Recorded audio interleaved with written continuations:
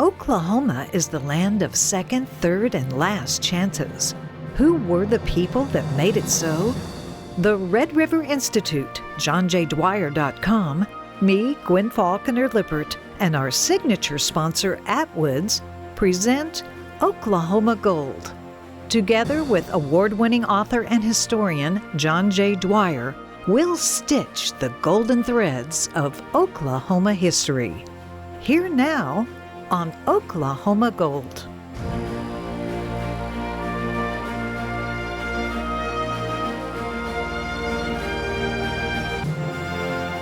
Dignifying our history through the stories we hear.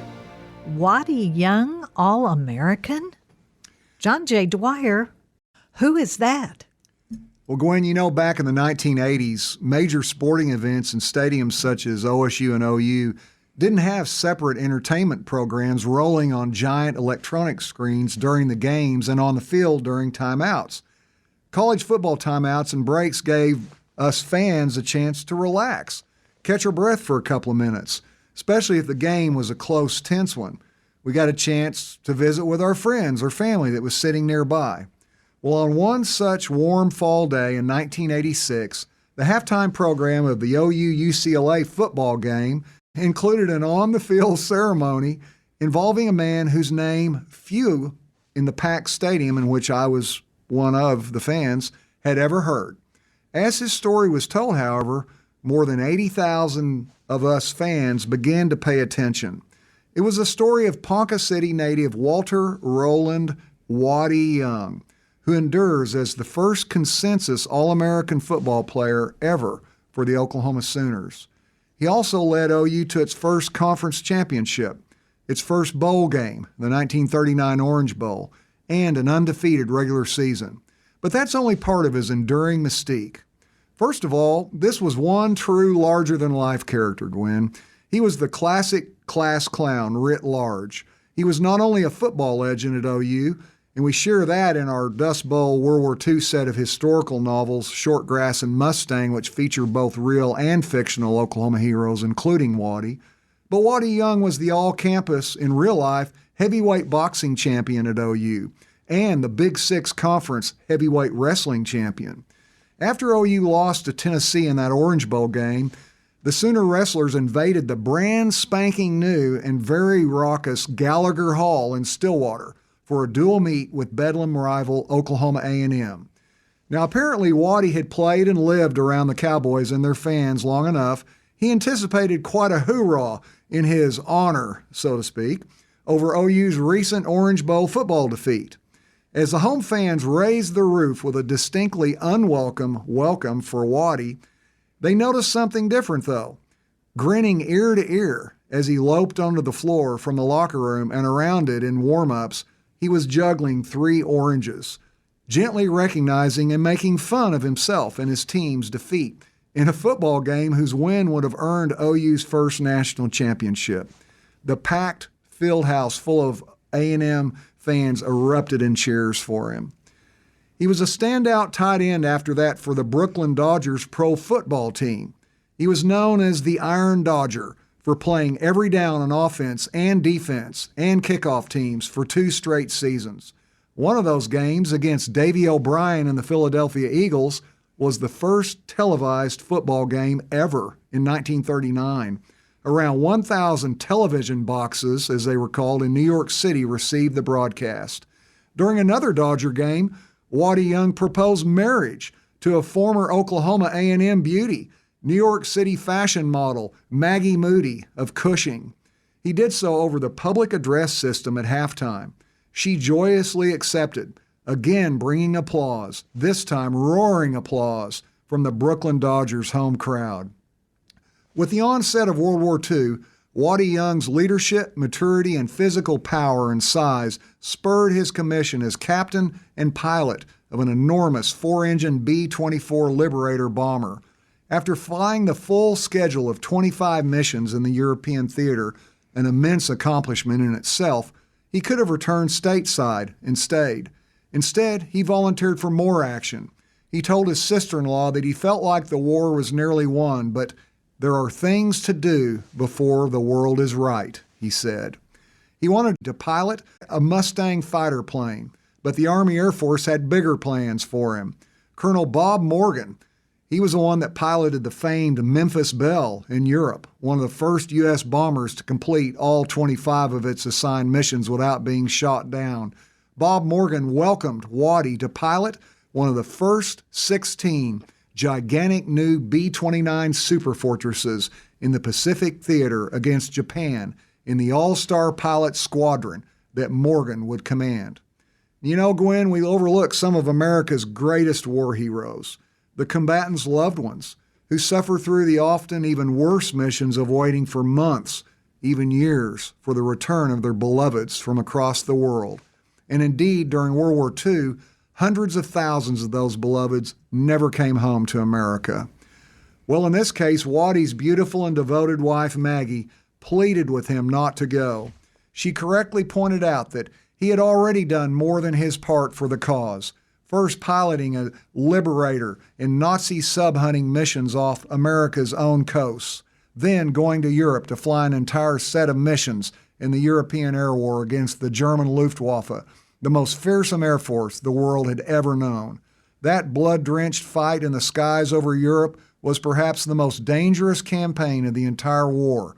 More than 15,000 American airmen lost their lives in World War II, and the vast majority of them died in the European theater. You know, our World War II historical novel Mustang straps the reader right into the cockpit with the American aviators tasked with the brutal assignment of winning control of the skies over Europe in order that we and our allies might have any hope of mounting an invasion to liberate that continent from tyranny and terror. Waddy Young is one of those pilots.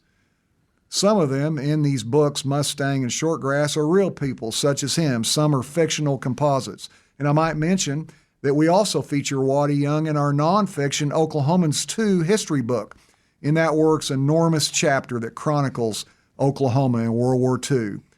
And Gwen, if I were to give a name to that European air war, it would be horror and heroism. I spent years researching the monumental campaign. I interviewed numerous World War II American pilots who flew in it. The reality of what it took for our bomber boys to destroy Nazi Germany's war-making capacity on the ground is a long, enormous secret, and the truth of it staggers the imagination. So in 1986, you're an OU student, and you're hearing the story of Waddy Young? That's right. After the break, we'll explore what Oklahoma's and other American aviators faced inside their bombers as they sailed straight into Earth's best imitation of hell in the World War II skies over a suffering Europe. How do we not know the story of this man? The golden nugget about Waddy Young when we return. This is Oklahoma Gold.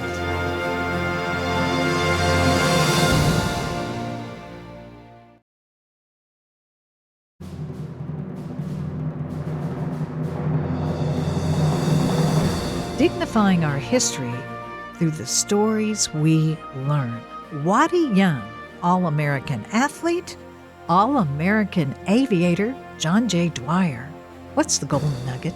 Well, Gwen, before the break, we mentioned the horrors that American airmen, including Waddy Young, faced in the skies over World War II Europe as they manned our bombers and attempted to help liberate an entire continent writhing in the agony of Nazi occupation and tyranny.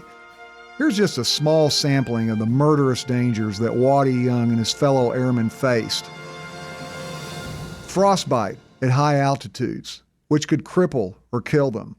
And frostbite could also cause the loss of fingers and hands and other bodily areas and parts that, if uncovered for even a few seconds in high-altitude flying, could instantly freeze to the plane's interior surfaces during high-altitude missions, then actually break off that portion of the body when the airman tried to get free. Malfunctioning oxygen supplies, undetected poisonous fumes, enemy bullets, cannon fire, rockets, and even bombs, as well as mid-air collisions and crashes with enemy planes and friendlies alike, killed thousands of American airmen. So did the horrendous fires they often caused that burned more thousands to death as they screamed in agony, unable to escape from their cramped quarters.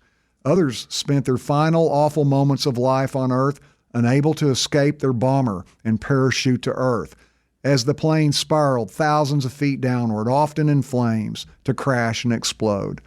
Then there was the growing terror as one mission followed another for the survivors, each one providing new scares and horrors of what might happen to an Oklahoma boy, some as young as 18 years of age, or a young man, as he survived near disaster while watching planes and their crewmen, many of whom the young airman knew, all around him destroyed, each with its own unique, horrible ending.